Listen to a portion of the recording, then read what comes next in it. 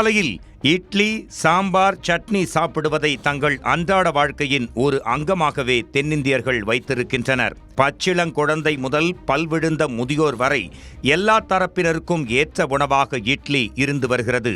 எண்ணெய், நெய் ஊற்றி சுடப்படும் தோசையை விட வேக வைத்த இட்லிதான் நோயாளிகளின் டயட்டில் இடம்பெறுகிறது.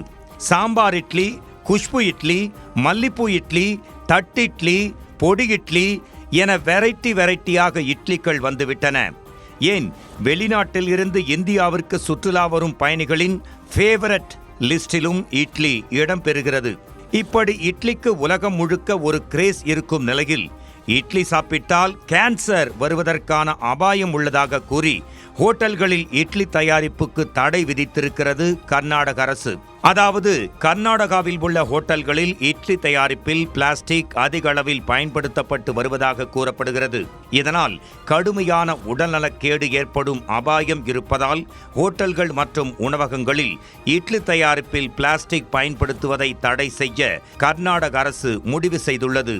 இந்த தடை தொடர்பான அதிகாரப்பூர்வ சுற்றறிக்கை அடுத்த 2 நாட்களுக்குள் வெளியிடப்படும் என சுகாதாரத்துறை அமைச்சர் தினேஷ் குண்டுராவ் அறிவித்துள்ளார். கர்நாடகாவின் உணவு பாதுகாப்பு துறை சமீபத்தில் மாநிலம் முழுவதும் நடத்திய சோதனைகளில் 52 ஹோட்டல்களில் இட்லி தயாரிக்கும் போது பாலித்தீன் ஷீட்கள் பயன்படுத்தப்பட்டது கண்டுபிடிக்கப்பட்டது.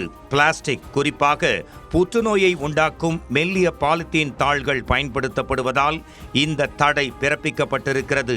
பிளாஸ்டிக்கை வெப்பத்தில் வைத்தால் தீங்கு விளைவிக்கும் ரசாயனங்கள் வெளியாவதோடு அதில் இருக்கும் புற்றுநோயை உண்டாக்கும் பொருட்கள் இட்லிகளில் உறிஞ்சப்பட்டு அவற்றை சாப்பிடுவதற்கு பாதுகாப்பற்றதாக ஆக்குகிறது. இந்நிலையில் கர்நாடகா முழுவதும் 251 இடங்களில் உணவு பாதுகாப்பு அதிகாரிகள் இட்லி மாதிரிகளை சேகரித்ததாக தெரிவித்த அம்மாநில சுகாதாரத்துறை அமைச்சர் தினேஷ் குண்டுராவ், பாரம்பரியமாக இட்லிகளை வேக வைக்க துணி பயன்படுத்தப்பட்டது. ஆனால் சமீப காலமாக சில ஹோட்டல்கள் பிளாஸ்டிக் தாள்களை பயன்படுத்துகின்றன.